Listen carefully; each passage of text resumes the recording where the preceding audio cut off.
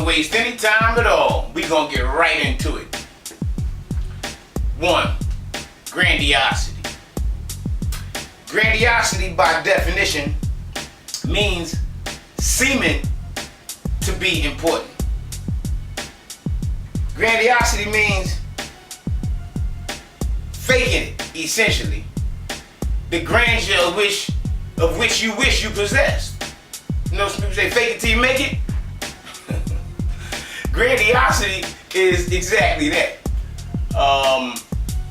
The truth of grandiosity is a very powerful one, due to the fact that grandeur is what it's in conflict with. True grandeur versus grandiosity, or the act of being grandiose. And the os, as a suffix, means to be full of. And I'm sure we know what most grandiose people are full of.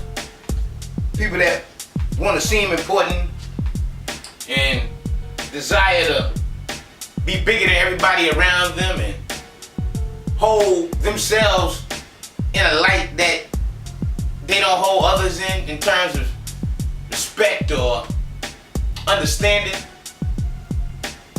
We can feel big in many different kinds of ways. You know, some of us feel big because of our economic situation, or some of us feel big because of our physical stature or upbringing. The background of everything you can think of, someone somewhere is using to put pressure upon the wider mass and upon, you know, other individuals to exude a certain sense of power, which is the root of where grandiosity really comes from. Because if it wasn't the need to exude power over another, then why would you fake being bigger than you are? You know what I'm saying? It's a cyclical effect. You know, you fake being bigger than you are, and therefore you minimize people, in which case you never see the true benefit of others to the degree of which you can. So you inflate yourself with more nonsense, and you know it's like a hamster on the wheel. You understand? So it's very important. And important is not a word just to be thrown around either. Important is exactly what you import. I'm sure y'all got computers, or know something about computers at this stage of the game. What you import, what you take in, is what's important to you. And so if you take in people that seem to be bigger than life, have more money than God, or these type of phrases, if you take that in, then that's how you're gonna perceive the world, and then you begin to base yourself off of that scale. You are the definer of yourself. Your thoughts lay the path in which your conscience will travel. Let me suggest this, if I may. Take time to enjoy the smaller things and become aware of what is small, because a lot of times we mix up what's big and what's small. A lot of things we think are big and super gigantic, enormous, at the end of the day, drops in the bucket. Because a tear can be more powerful than an ocean of unsubstantial,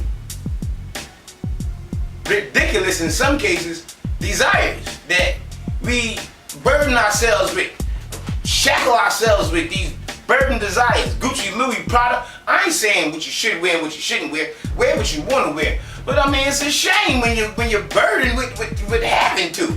You got to switch this phone for that phone, switch this car for the new. I mean, hey, they get to a certain point where you got to enjoy the small things. You got to be able to walk outside and enjoy the air, because some people can't walk outside.